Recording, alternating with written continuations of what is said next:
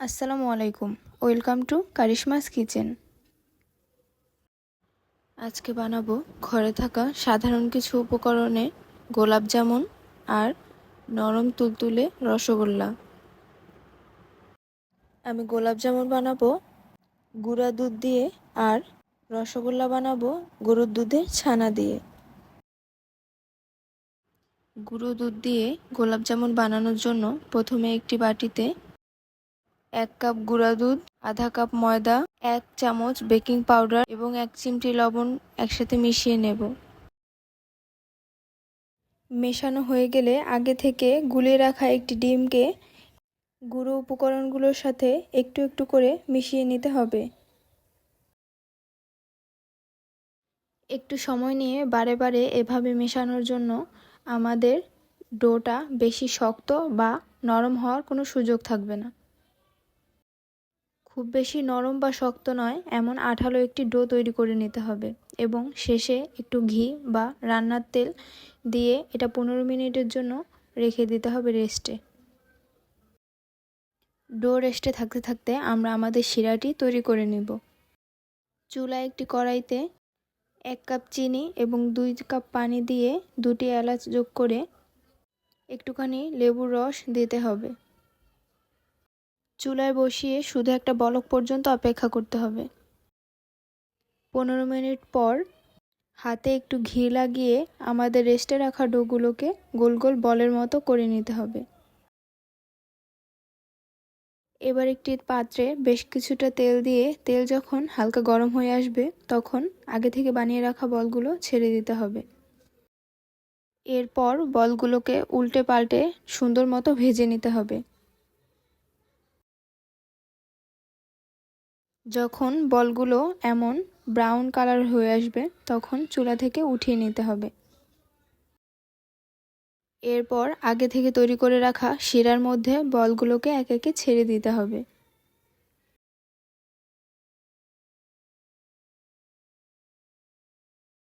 মাত্র 15 থেকে 20 মিনিট পর আমাদের নরম তুলতুলে গোলাপ জামুন পরিবেশনের জন্য তৈরি।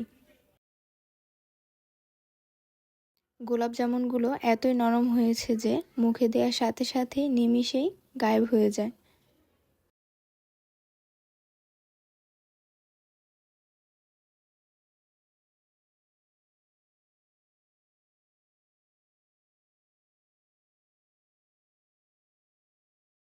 তো চলুন এবার দ্বিতীয় ধাপে চলে যাওয়া যাক। এমন নরম তুলতুলে সাদা রসগোল্লা বানানোর জন্য আমরা ছানা ব্যবহার করব।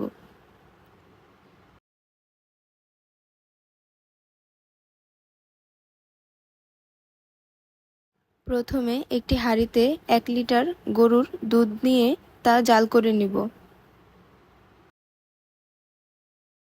এবার একটি বাটিতে 2 টেবিল চামচ ভিনেগারের সাথে 1 টেবিল চামচ পানি মেশাবো।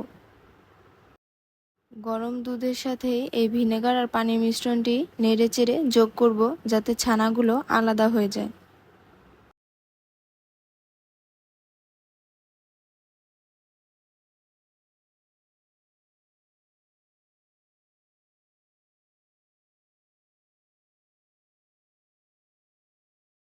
ছানাগুলো আলাদা হয়ে গেলে একটি ছাঁকনিতে তুলে নেব পানি ঝরে যাওয়ার জন্য। এবার একটি পাত্রে 2 টেবিল চামচ চিনি নিয়ে 1 গ্লাস পানি দিয়ে তার সাথে 2টো এলাচ দিয়ে অল্প কিছুক্ষণ জাল করে শিরা তৈরি করে নেব। এবার আগে থেকে পানি ঝরা ছানাগুলোকে হাত দিয়ে ভালো করে মেখে নিতে হবে। এটা একটু ধৈর্য এবং সময় নিয়ে করতে হবে, তাহলে রসগোল্লাগুলো ভেঙে বা নষ্ট হয়ে যাবে না।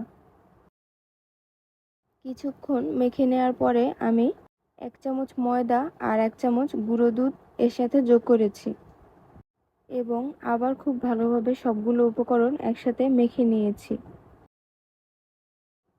মাত্র 10 থেকে 15 মিনিট মেখে নেওয়ার পরেই এমন একটা স্মুথ ডো আমরা পাবো। এই ডো থেকে হাতের সাহায্যে ছোট ছোট কয়েকটি বল করে নিতে হবে।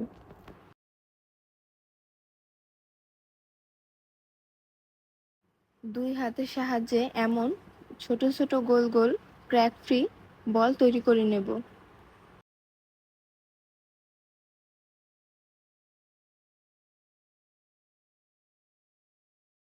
এবার আগে থেকে তৈরি করে রাখা শিরাকে চুলায় বসিয়ে বলগুলোকে এক এক করে শিরার মধ্যে দিয়ে দিতে হবে।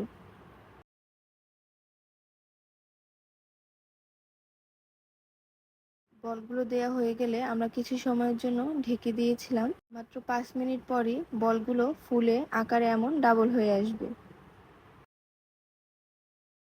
ব্যাস, নরম তুলতুলে সাদা সাদা রসগোল্লা পরিবেশনের জন্য একদম তৈরি। বাসায় এই গোলাপ জামুন আর এই নরম সাদা সাদা তুলতুলে রসগোল্লা বানিয়ে আমাকে জানাবেন যে কেমন হলো। এমনই সব মজাদার খাবারের ভিডিও পেতে আমাকে লাইক, কমেন্ট এবং সাবস্ক্রাইব করে পাশে থাকবেন। ধন্যবাদ।